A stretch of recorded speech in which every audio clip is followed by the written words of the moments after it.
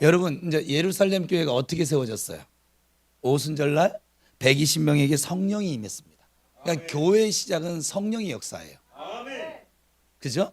그러니까 성령을 외면하고 신앙생활을 한다? 이건 애초에 첫 단추가 잘못 끼워진 거예요. 성령께서 오셨기 때문에 우리가 예수를 믿을 수 있는 거예요.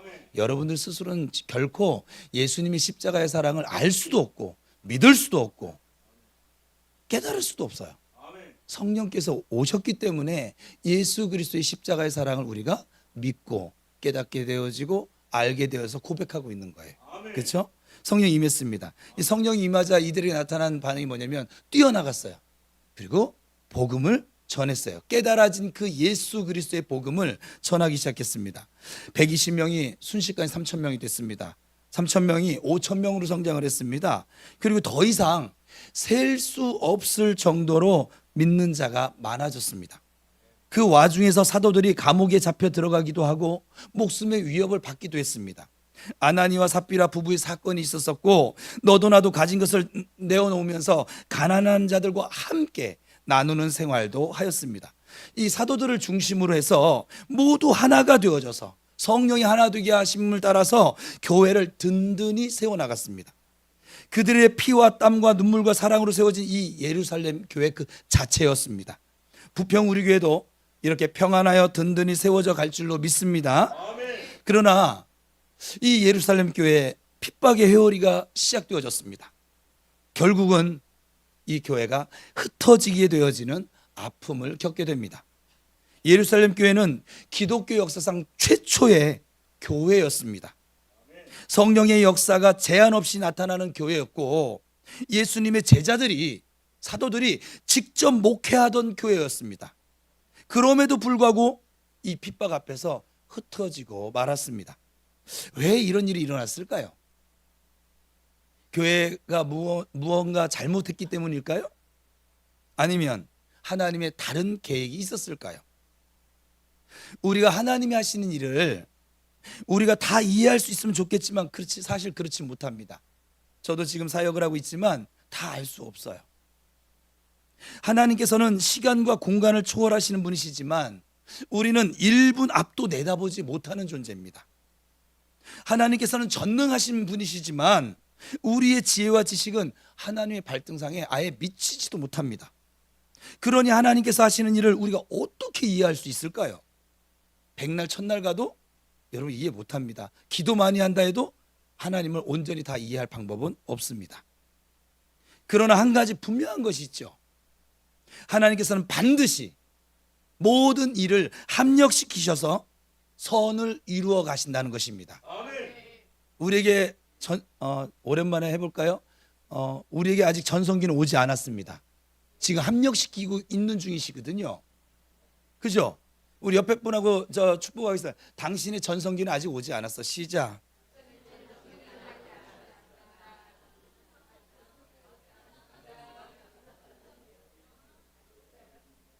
여러분에게 전성기 시절이 오면 여러분들은 아마 깜짝 놀라실걸요? 깜짝 놀라실 거예요. 여러분 제가 지금 사역을 하고 있는데 사역을 하면서도 제가 깜짝 놀라고 있습니다. 제가 그려보지 못했던 그림들이 나타나고 있어요. 지금 우리 교회 예배 가운데 은혜가 충만하죠. 성령님의 지금 함께하고 계신 것을 지금 경험하고 있으시죠. 물론 다는 아닙니다. 이방인들이 꼭 앉아 있어서.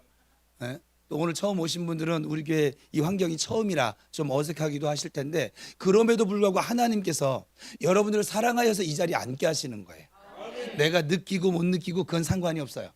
하나님의 사랑이 영원하시거든요.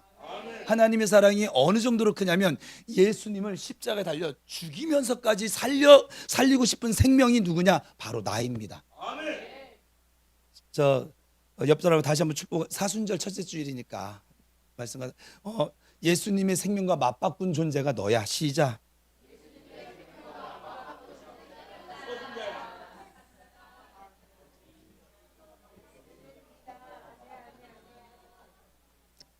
그러니 여러분 얼마나 우리가 지금 귀한 존재입니까? 그러니까 여러분 스스로도 여러분을 자책하시면 안 돼요. 여러분들 낮은 자존감 속에 살지 마세요. 하나님이 여러분들을 그 어떤 것보다 귀하게 여기셔서 오죽하면 하나님이신 그분이 인간의 몸을 입고 이 땅에 오셔서 이 십자가에 달려 우리 죄를 사해 주시려고, 아까 우리 고백의 기도 사죄 말씀 선포했잖아요. 우리를 구속 곧 속량하시기 위해서 십자가에 죽기까지 하셨어요. 그러니까 하나님께서 죽으실 정도로 가치 있는 존재가 바로 저와 여러분이에요. 그렇죠? 그러면 누가, 그 어떤 것이 나를 해할 수 있을 것이고, 그 어떤 것이 나를 무시할 수 있을 것이고, 그 어떤 것이 나를 송사할 수 있을 것이고, 없습니다. 하나님의 사랑에서 끊을 것이 없습니다. 그 하나님의 사랑을 믿으십시오. 여러분의 그 못난 감정을 믿지 마시고, 여러분의 못난 그 습관을 자꾸 따라 살지 마시고, 하나님의 사랑을 믿고 나아가시길 바랍니다. 그렇게 살게 하시려고 이 교회를 주신 거예요. 이 교회에서 훈련을 받고, 이 교회에서 기도를 하고, 이 교회에서 하나님의 말씀을 깨닫고, 하나님을 알아가고, 하나님 예수님의 십자가의 사랑을 더 깊이, 높게, 넓게, 길게 깨달아 알기를 원하셔서 교회를 선물로 주신 거예요. 그러니 그분이 하신 일이 좀 이해가 되지 않더라도 좀 따라 주어야만 합니다. 고통이 심할지라도 참고 인내하며 견디면 좋은 날을, 좋은 때를 만나게 될 줄로 믿습니다. 오늘 본문 1절을 같이 읽겠습니다. 시작.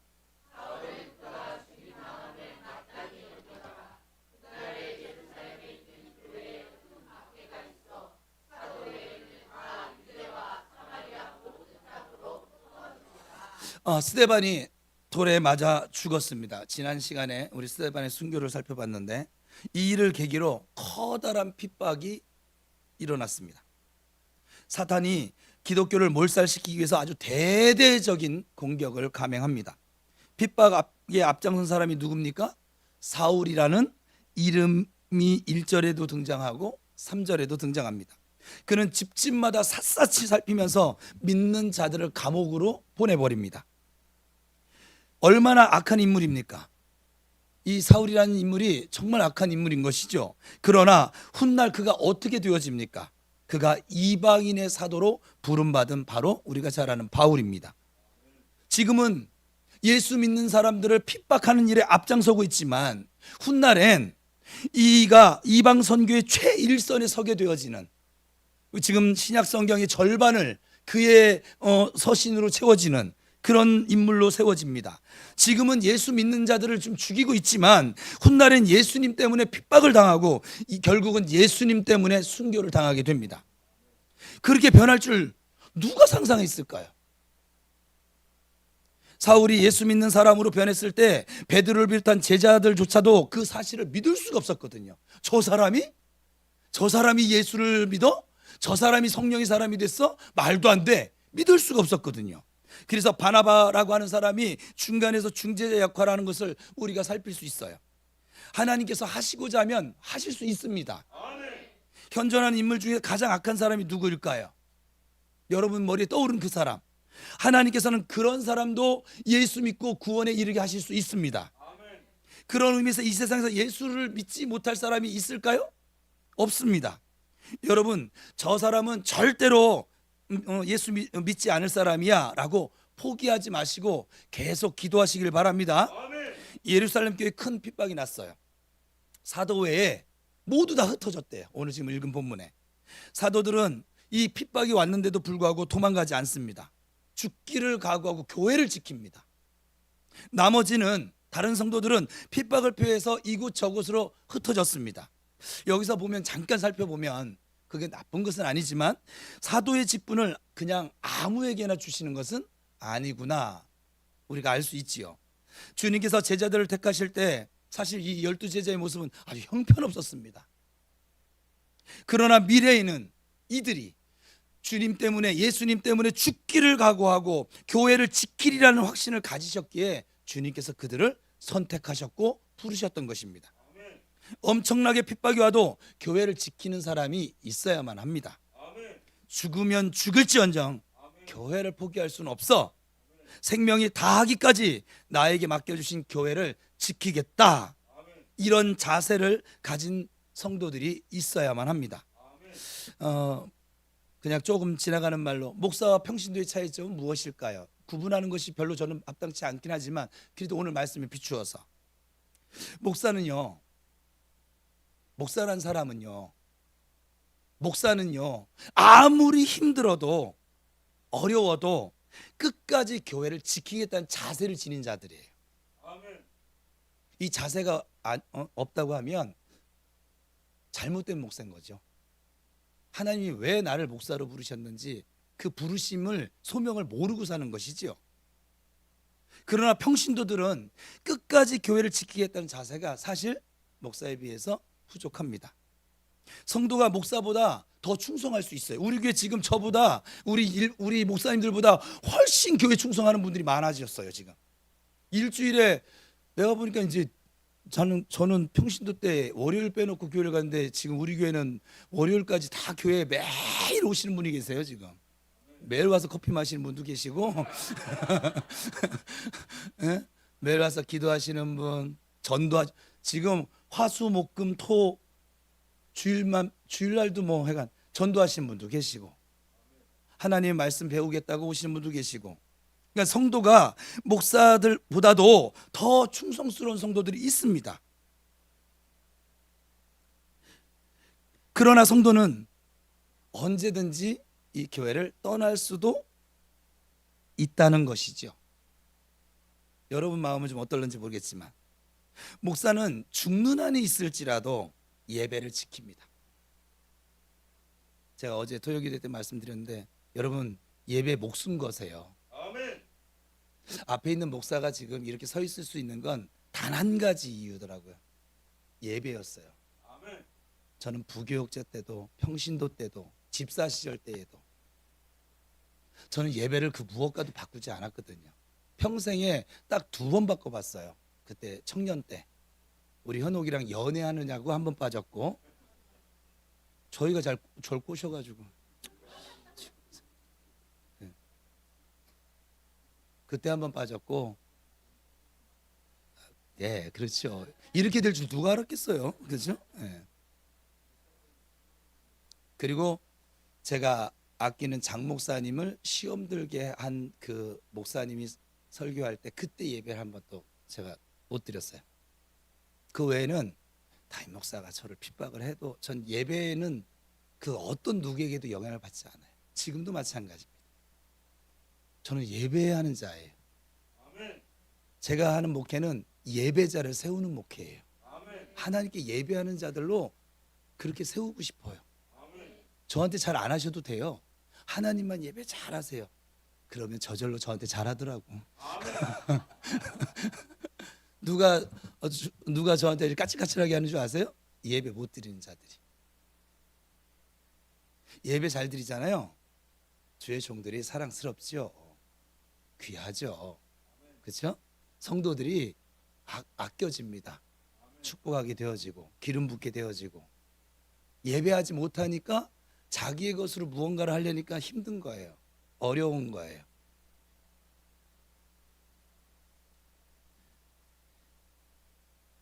그렇지만 우리 성도들은 어때요? 조그만 시험, 조그만 문제, 별로 중요하지 않은 행사, 뭐 약속, 쉽게 예배를 포기하게 됩니다. 목사는 부모님이 돌아가셨다는 말을 들으면서도 예배를 포기하지 못합니다. 그러나 성도의 입장에서는 자식이 큰 병으로 입원을 했는데 부모가 돌아가시고 있는 임종을 기다리고 있는 중인데 예배 드리며 이 자리에 앉아 있을 사람이 몇이나 있을까요? 저희 어머님이 어제 쓰러지셨어요. 지금 병원에 계십니다. 전 예배를 포기할 방법이 없어서 도우미를 샀어요. 그냥 비싼 돈 주고 급하니까. 그래서 사모도 예배 드리게 하려고 지금 이 자리에 앉게 한 거예요. 예배 마치면 또 가야겠죠. 이제 89세시니까 하나님께서 저에게 말씀해 주신 것이라, 그는 뭐 우리 가정사니까. 그래서 전혀 낙심하지 않아요. 예배를 그 무엇과도 저는 바꿀 마음이 없어요. 앞으로도 마찬가지예요. 주님 부르실 때까지. 그 어떤 세력이 다가와도 저는 예배를 포기할 마음이 없어요. 코로나 때도 그래서 우리 교회는 예배를 계속 드렸었어요. 또 직분을 감당하는 우리 자세는 좀 어떨까요? 사도들처럼 어떤 경우에라도 하나님께서 여러분에게 주신 직분을 포기하지 마시길 바랍니다. 죽기까지 충성하십시오. 아니 죽더라도 사명 감당하십시오. 죽음의 위협 앞에서도 감당하고 몸이 아파 쓰러지기 직전일지라도 감당하십시오. 너무 바빠서 시간을 낼 수 없을지라도 직분 감당하는 것을 포기하지 마십시오. 왜냐하면 하나님께서 주신 직분이기 때문에 그렇습니다. 교회 어려움이 있습니까? 어떤 사람들은 교회 어려움이 오면 떠나버립니다. 교회에 위기가 있는 것 같으면 즉시 떠납니다. 성전을 건축하자는 말만 나와도 떠나는 사람도 있다고 합니다. 우리 교회는 이거 건축원금 작정 안 시킬 거니까 그럴 염려는 없어요. 목사와 부딪혀도 떠나고 교인들과 부딪혀도 떠납니다. 떠나면 막 머리 아프지 않고 희생하지 않아도 되니까 편안할 것입니다, 육체는. 그러나 문제가 생기면 다른 교회 가면 안 그럴까요? 또 떠납니다. 부평 우리 교회 성도들은 이 교회 생활에 나그네가 되지 마시고 믿음의 이 뿌리를 깊이 내리시는 그런 성도들이 될 수 있기를 축복합니다. 예외는 있어요. 사명에 의해서 옮기는 것은 저는 찬성입니다. 앞으로도 저한테 와서 목사님 제가 지금 어느 교회를 가야겠는데 하나님께 기도하는데 이런 사명을 주셨어요. 축복해 주세요. 저 축복해 줄 겁니다. 우리는 하나님이 주신 사명에 따라 움직이는 사람들이지 내 이 감정, 연약한 감정에 기분 나쁘다고 뭐가 마음에 안 든다고 그래서 교회 옮기는 건 합당치 않습니다. 그것은 자기가 주인인 신앙생활을 하고 있는 것이란 열매이거든요. 하나님께서 교회를 옮기실 때는 사명을 주셔야 돼요. 반드시. 제가 교회를 좀 많이 옮겼어요. 쫓겨나기를 3번 쫓겨났으니까. 우리 이 목사님이 한 교회에서 10년을 있었었는데 저기 쫓겨나지도 않아. 어떻게 그죠? 근데 저는 쫓겨나기를 3번 해서 한 7교회를 섬겼나 봐요. 그 부교육자 생활을 하는 동안에. 근데 그때마다 그냥 나갔느냐? 그렇지 않아요. 목숨 걸고 기도했어요. 이것이 주님의 뜻입니까? 이 주님의 뜻이면 제가 가야 할 교회를 만나게 해주세요. 그럼 바로 만나요. 더 좋은 대우 받으면서 그렇게 하시더라고요. 그러니까 사명에 의해서 우리는 움직일 사람들인 줄 믿습니다. 사명 따라 사십시오. 스데반이 죽었습니다. 자, 교회에 큰 핍박이 몰려왔어요. 한 사람이 죽었으니 10사람, 100사람인들 못 죽일까요? 처음이 어렵지? 저 핍박하는 사람들이 지금 초대교회 성도들에게는 생명의 위협이 바로 눈앞에 다가오고 있습니다. 함께 신앙생활하던 모든 사람들이 떠난다고 막 짐을 꾸립니다. 이곳에 남아서 죽임을 당하는 것보다 일단 좀 피해서 훗날을 도모하는 것이 하나님 보시기에 더 좋을 거야 라고 하면서 떠나겠다고 말을 합니다. 그러나 12사도는 떠나지 않고 교회를 지킵니다. 훗날을 도모하는 것도 좋고 이보 전진을 해서 일보 후퇴하는 것도 지혜로운 방법입니다. 그렇지만 사도들은 그냥 자기의 자리를, 하나님 주신 사명의 자리를 지켰습니다. 여러분들도 그 사명의 자리를 지키실 수 있기를 바랍니다. 할 수만 있으면 떠나는 자보다는 지키는 삶을 살아가시기를 축복합니다. 떠나서 사는 자보다는 지키다가 죽는 자가 되시기를 축원합니다. 스데반이 죽고 교회에 큰 핍박이 일어났어요. 모두 다 흩어졌어요. 기독교가 끝났습니까? 복음이 끝났어요? 무너졌습니까? 실패했고 더 이상 일어설 힘이 없습니까? 아니죠. 이 사건으로 사단의 밖에는 겉으로 보기에는 성경처럼 보여졌지만 그것이 아니죠. 이 사건으로 하나님의 나라는 더욱더 큰 확장을 가져왔습니다. 우리 4절 같이 읽겠습니다. 시작.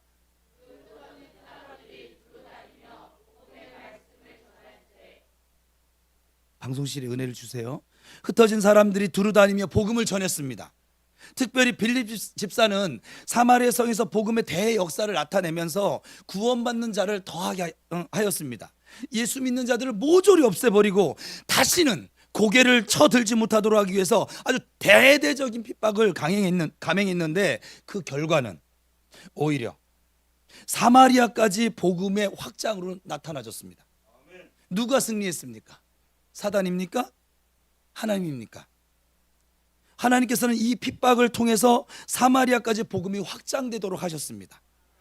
남쪽 유다와 북쪽 사마리아는 오랜 세월 천여 년 동안 적대 관계에 있었거든요. 예수님 당시에도 적대 관계는 아주 대단했습니다.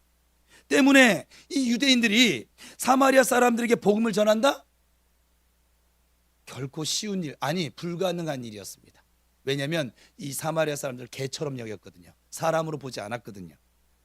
우리나라의 남과 북의 상황과 조금 견져볼 수 있을 것 같긴 하네요. 그런데 하나님께서는 아주 절묘한 방법으로 이 복음이신 예수 그리스도가 이 십자가 보혈의 구속으로 말미암아 구원을 받은 이 사건이, 생명을 얻게 된 이 사건이 예루살렘에서 사마리아로 들어가도록 만드셨어요. 아멘. 여러분, 하나님이 세우신 교회는 절대로 실패가 없습니다. 아멘. 실패처럼 보일 수는 있어요. 그렇지만 실패는 없습니다. 실패의 위기처럼 느껴질 수는 있어요. 그렇지만 진짜 실패는 없습니다. 아멘. 요즘 부평 우리 교회 분위기가 어때요? 좀 은혜 가운데 기쁨과 성령 충만이 참 좋습니다. 아멘. 그런데 반대로 우리 교회에 큰 어려움이 생기고 심지어 위험하다고 느껴질 정도라고 해도 여러분 걱정하지 마십시오. 아멘.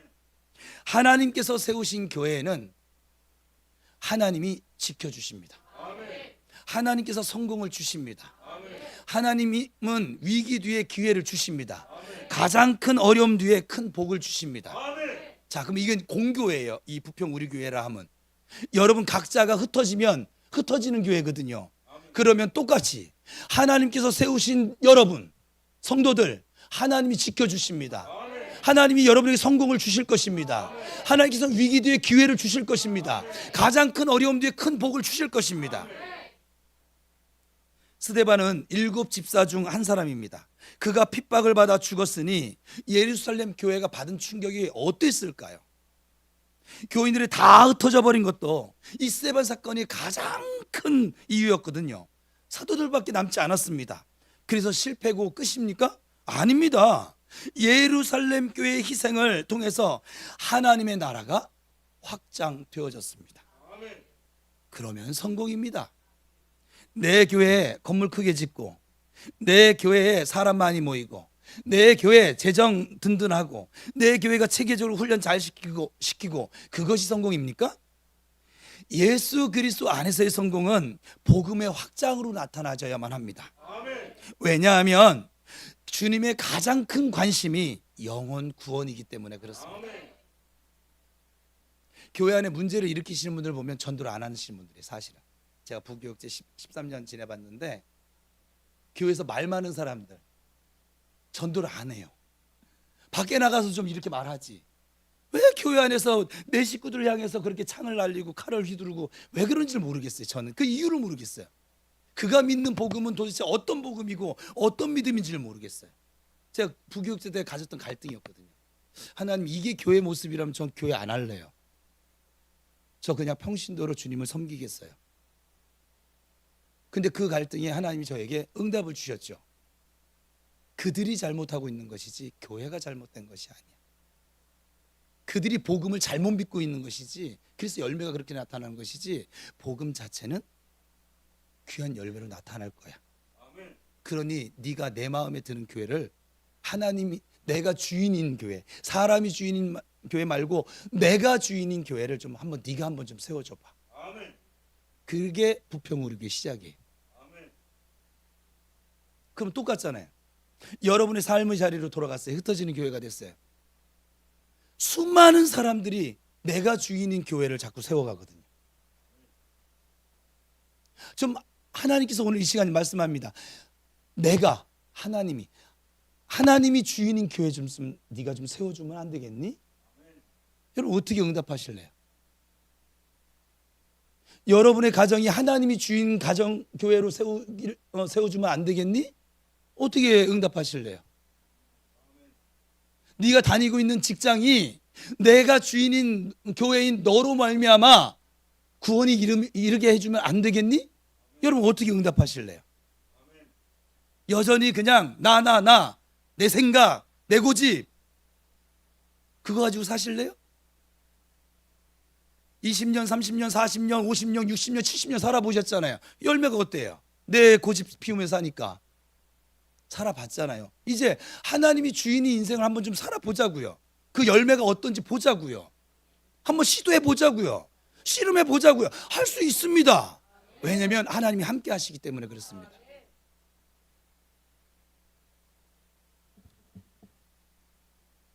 내 교회가 희생을 하고 내가 희생해서 복음이 확장된다면 우리는 그 길을 가야만 합니다. 내 교회가 없어져서 복음이 확장된다면 교회가 없어져야 합니다. 내가 희생해서 수많은 사람이 구원받을 수만 있다면 기꺼이 죽음의 길도 갈 수 있어야만 합니다. 우린 그 길을 아멘으로 받아들이셔야만 합니다. 예루살렘 교회를 향한 계획이 사단의 계획 같지만 하나님의 계획이었습니다. 물론 사단은 핍박을 가져왔습니다. 그러나 하나님께서는 그 사단의 활동까지도 다 이용을 하셔서 당신의 계획을 이루어 가십니다. 그러면 하나님은 왜 예루살렘 교회 핍박을 허락하셨을까요? 스데반을 보호하시고 교회의 흩어짐을 얼마든지 막으실 수 있는 분이신데 왜 막지 않으실까요? 결론적으로 말하면 복음의 확장 때문입니다. 예수님께서 승천하시기 전 하신 말씀이 있습니다. 예루살렘을 떠나지 말고 성령을 받으라는 것, 그리고 성령을 받은 다음엔 땅끝까지 이르러 예수님 당신의 증인이 되라는 말씀이었습니다. 그래서 제자들을 비롯한 120명이 성령을 받죠. 성령 충만을 무장했습니다. 그리고 열심히 복음을 전파해서 숫자를 헤아릴 수 없을 정도로 놀라운 부흥을 이루게 됩니다. 그러나 예루살렘을 벗어나지 못했었거든요. 아무리 부흥이 돼도 그 아니었거든요. 전도는 예루살렘에만 머물러서는 안 된다 이 말이에요. 예루살렘에서 온 유대로, 온 유대에서 사마리아로, 사마리아에서 땅끝까지 확장되어야 될 줄로 믿습니다. 주님은 확장시키라고 명령하십니다. 그러나 예루살렘 교회는 확장할 생각이 안 났거든요. 왜? 저 사마리아인들은 개니까. 어려서부터 받은 교육이거든요. 그래서 핍박을 통해서 흩어버리셨어요. 흩어진 그들이 두루 다니면서 복음을 전하고 복음의 확장을 가져왔습니다. 주님께서 우리에게 내리신 강력한 명령이 무엇입니까?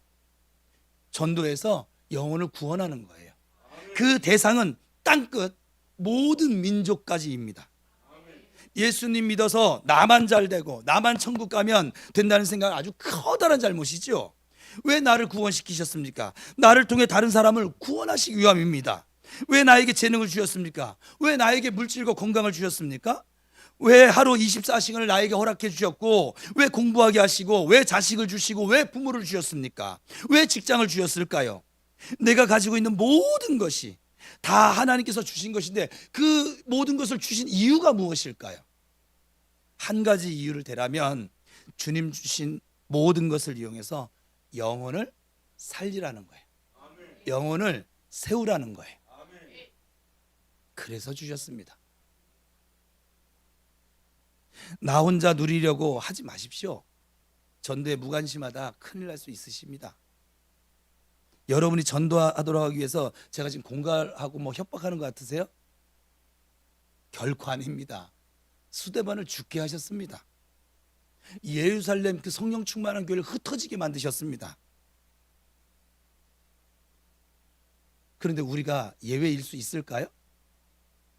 하나님께서 지금 여러분과 우리 교회를 보실 때 가장 관심 있게 보시는 것은 복음을 전하는 것입니다.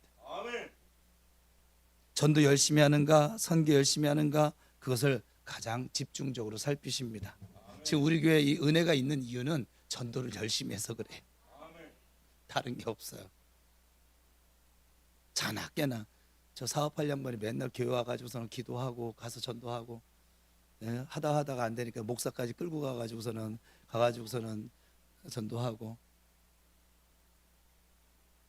하도 치는 자리에 가가지고 전도하고, 노름하는 자리에 가서도 전도하고, 승질 부린 사람한테도 전도하고. 우리 교회가 지금 일주일 동안 벌어지는 일이에요. 여기 지금 무관심하신 분들은 아무것도 모르지만 지금 우리 교회가 또 선교도 우리 교회 규모에 정말 다른 교회 목사님들이 우리 교회 선교하는 얘기를 듣더니 다 놀라십니다. 교회 규모가 요만한데 교회 규모에 훨씬 과하게 하고 있다고. 그게 가능해? 하긴 가능하니까 하겠지. 여러분 얼마나 크고 멋있는 성전 건축을 하는가 하나님 관심 없으세요? 얼마나 헌금 많이 들어오는가도 관심의 대상이 아니세요. 왜냐하면 이 땅의 모든 재물을 우리가 다 바친다 하더라도 그 한 영혼, 그 가치에 비길 데가 없거든요. 내 교회만 여러분 생각하지 마시고, 그것은 그리스도인의 정신이 아닙니다. 내 유익만 생각하지 마세요. 예수님의 정신은 희생하는 정신이거든요. 이 십자가가 그 증거거든요. 예수님께서 죽으셔서 나를 살리신 것처럼 나도 이웃을 위해서 때로는 좀 죽어줄 줄 알고, 져줄 줄 알고, 손해볼 줄 알고. 누구 때문에? 예수님 때문에.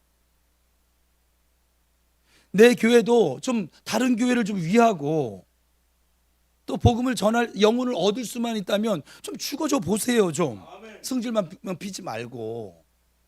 언제까지 이렇게 승질 필 건데요, 그죠? 내 교회만 부흥되면 다른 교회는 어찌된 상관이 없습니까? 교회 안에 할 일이 많아서 그래서 전도비나 선교비가 지출되는 것이 바람직하지 않다고 생각하시나요? 우리 교회 성도들이 정성껏 드린 예물이니 우리 교회를 위해서 사용해야지 어떻게 밖으로 내보낼 수 있는가, 그렇게 생각하십니까? 그리고 이런 분들 제가 교육자 생활에서 만났었으니까 하는 얘기예요. 주님이 그런 생각을 어떻게 그렇게 생각하실까? 잘했다고 칭찬하실까요? 아니면 책망하실까요? 사람들은 현실의 만족을 느끼면 그곳에 안주하려고 하는 습성이 있어요. 성전 건축 아름답게 이루었고 재정 든든하고 전도하지 않아도 매주 막 새가족들이 막 등록이, 나는 전도를 안 하는데 막 이루어지고 저절로 부흥되고 좋은 시설 속에서 좋은 프로그램 도입해서 교인들에게 유익을 주고 너무너무 좋지 않습니까? 주여 이대로 좋사오니, 여기가 좋사오니입니까? 그런 때가 가장 교회의 위기의 때입니다. 예루살렘 교회도 흩으셨어요. 이걸 잊으시면 안 돼요. 기독교 최초의 교회입니다. 베드로 사도가 목회했던 교회였습니다. 그런데도 교회가 해야 할 일을 하지 못할 때 엄청난 핍박을 하나님은 만나게 하셨습니다. 그렇다고 해서 그 교회가 전도하지 않은 것도 아니거든요. 열심히 전도했습니다. 전도에 생명을 걸었습니다. 그러나 예루살렘이라고 하는 한정된 틀, 이 범위를 벗어나질 못했고 땅끝까지 전파하는 명령에 순종하지 못하고 있었거든요. 전도만 열심히 한다고 해서 되는 것도 아니죠. 선교에도 힘을 써야겠지요. 전도와 선교 이 양면에 힘을 쓸 때 하나님의 마음에 쏙 드는 교회가 될 수 있습니다. 여러분의 신앙 상태가 좋으십니까? 좋으니까 열심히 전도하시기 바랍니다. 신앙 상태가 좋지 않으십니까? 좋지 않으니까 더 열심히 전도하시기 바랍니다. 현재 우리 교회가 무지무지하게 좋은 상태입니다. 그렇다면 모든 힘을 모아서 이 전도와 선교의 폭발을 시켜야만 합니다. 교회가 어렵고 힘듭니까? 그럴 때일수록 선교에 더욱더 관심을 가져야 할 줄로 믿습니다. 우리 교회 모든 성도들이 전도에 힘을 모은다면 어떤 역사가 나타날까요? 모든 교회가 힘을 모아 세계 선교와 복음학자의 힘을 쓴다면 이 대한민국 이 땅 뒤집어지지 않겠습니까? 하나님께서 그 일을 얼마나 기뻐하실까요? 그런 일이 일어나도록 얼마나 사모하고 계실까요? 이제 우리 교회부터 출발합시다. 지금 당장 많은 선교비의 지출이 힘들다면 선교의 관심부터 가지고 기도로 시작하실 수 있기를 바랍니다. 큰 교회도 사실은 이 작은 교회도 도시교회도 시골교회도 할 것 없이 모두 다 선교의 주인공이 될 수 있습니다. 우리 앞에 넓게 펼쳐져 있는 들판을 보세요. 지금 저도 같이 전도를 나가는데 전도 나가보면 얼마나 이 강박한 심령들을 많이 만나는지. 추수할 곡식이 썩어가고 있음에도 일꾼이 없어 거두지 못하고 있다고 주님 한탄하고 계시거든요. 지금 이 시간에도 너희가 가라 라고 외치시는 주님의 음성을 들으실 수 있기를 바랍니다. 주님 내가 여기 있사오니, 우리 지난주에 고백했었어요. 주님 내가 여기 있사오니 우리 교회를 좀 보내주시옵소서. 주님 우리 교회가 여기 있사오니 우리 교회를 보내주시옵소서. 이 고백이 저와 여러분의 진실된 고백이 될 수 있기를 축원합니다. 5절 이하를 보시면 빌립이 사마리아 성에서 활약하는 모습이 나와요. 빌립도 스데반처럼 7 집사 중에 한 사람이거든요. 이 사마리아 성으로 흩어진 빌립이 예수 그리스도를 백성에게 전파합니다. 오늘 본문 5절 같이 5절 안 했죠. 예. 그러자 어떤 결과가 나타났습니까? 더러운 귀신이 막 떠나갑니다. 복음을 전하는데. 그리고 수많은 중풍병자와 안진뱅이가 나음을 입습니다. 그리고 12절을 보시면 많은 남녀의 무리가 예수를 믿고 세례를 받게 됩니다. 그 중에는 마술을 통해서 큰 능력을 행하는 마술사 시몬도 세례를 받고 빌립의 뒤를 따르게 됩니다. 복음은, 따라합시다. 복음은 곧 예수 그리스도입니다. 예수 그리스도는 능력입니다. 그러니 예수님의 이름이 전파되는 곳, 복음이 전파되는 곳엔 능력이 나타납니다. 귀신이 물러가고 질병이 치료됩니다. 지금 이 시간은 주님의 복음이 전파되는 시간입니다. 능력의 말씀이 선포되고 있습니다. 그렇다면 귀신이 소리치고 물러가고 각종 질병이 치료되는 역사가 나타남을 믿습니다. 믿음으로 악한 귀신을 향해, 질병을 향해 소리치시기를 바랍니다. 따라합시다. 예수 이름이 명하노니 더러운 귀신아 물러갈지어다. 예수 이름을 명하노니 더러운 질병아 치료될지어다. 믿음으로 명령하십시오. 반드시 명령한 대로 이루어짐을 믿습니다. 할 수 있거든이 무슨 말이냐? 믿는 자에게는 능치 못할 일이 없느니라. 주님의 말씀입니다. 우리는 믿는 자입니다. 그러니 무엇이든지 할 수 있습니다. 귀신 쫓는 것 할 수 있습니다. 병 고치는 것 할 수 있습니다. 내가 하는 것이 아니라 주님께서 하시는 것입니다. 우리가 무엇이든지 할 수 있다고 말씀해 주셨으니 우리는 할 수 있습니다. 앞으로 하는 것이 아니라 지금 할 수 있습니다. 질병뿐만이 아니고 문제를 향해서도 호령하시기를 바랍니다. 호령하는 즉시 해결됨을 믿습니다. 주님께서 할 수 있다면 할 수 있습니다. 주님께서 할 수 있다고 하시는데 나는 못한다고 두려워 떨면 되겠습니까? 주님의 말씀을 우습게 만드는 성도가 되어서는 안 됩니다. 빌립을 통해 역사하셨다면 우리를 통해서도 역사하십니다. 사마리아 성에서 주님의 능력이 나타났다면 부평에서도, 인천에서도, 여러분 사는 그 거주지에서 나타납니다. 2000년 전에 나타났다면 지금 2000여 년 후인 지금도 나타납니다. 왜냐하면 주님은 어제나 오늘이나 영원토록 동일하신 하나님이시기 때문에 그렇습니다. 믿으시기 바랍니다. 오늘 보면 8절 같이 읽겠습니다. 시작. 제가 목양실에서 이렇게 앉아 있으면요, 우리 교회 요즘 되게 웃겨요. 이 한치 떨어져서 우리 교회 모습을 보잖아요.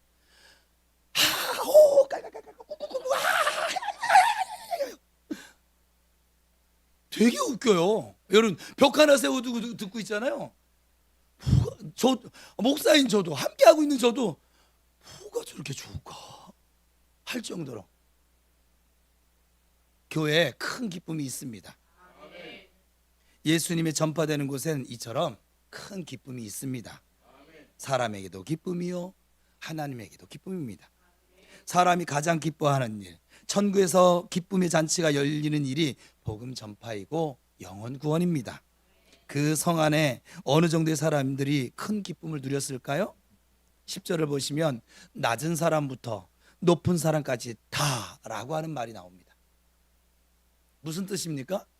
성 안에 있는 모든 사람들이 라고 하는 뜻입니다. 그들이 어떻게 되었습니까? 12절을 보시면 다 믿고 세례를 받았다.